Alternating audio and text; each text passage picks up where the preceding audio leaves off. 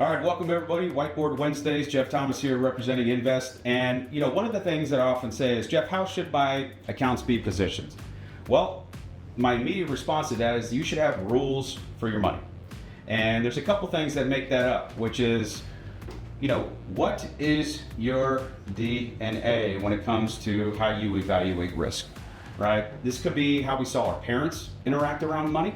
It could be how we've just navigated our adult working life around it. And then just with this 24/7 news cycle, social media, everything that we absorb day to day, right? You need to kind of compartmentalize that and not make decisions for the growth of your investments based on emotion, right? There's many different studies out there that show that when we make decisions based on emotion, we often make irrational decisions. This is why the average investor historically underperforms the market, because they make decisions when they're on this emotional curve, right? We want to kind of take and remove emotion from the decision, so that if we understand what your DNA is and how you view risk, then you want to evaluate evidence behind those decisions.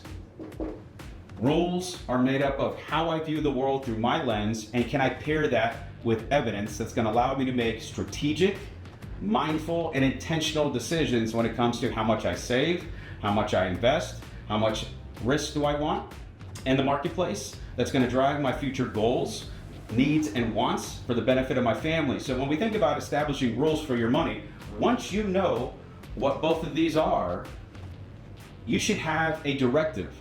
So on a previous whiteboard, I may have talked about a board of directors, right? Well, you want to have rules be communicated to everybody that's in your financial sphere. I'll give you a brief example. I had a gentleman come in at the end of last year and said, "Geoff, I paid too much in taxes." I was like, "Sorry about that. What were your rules for your money on how you were going to navigate that?" He said, "I didn't know." Well, if you don't know, how's the tax professional or CPA that sits on your board of directors going to help you navigate that so you don't have tax bombs in the future? You've prepared for it. You got evidence behind it. You understand the rules and how much risk you want to take. That's going to make those decisions be effective, have comfortability in them, so that you have confidence moving forward that you're not going to get surprises from Uncle Sam.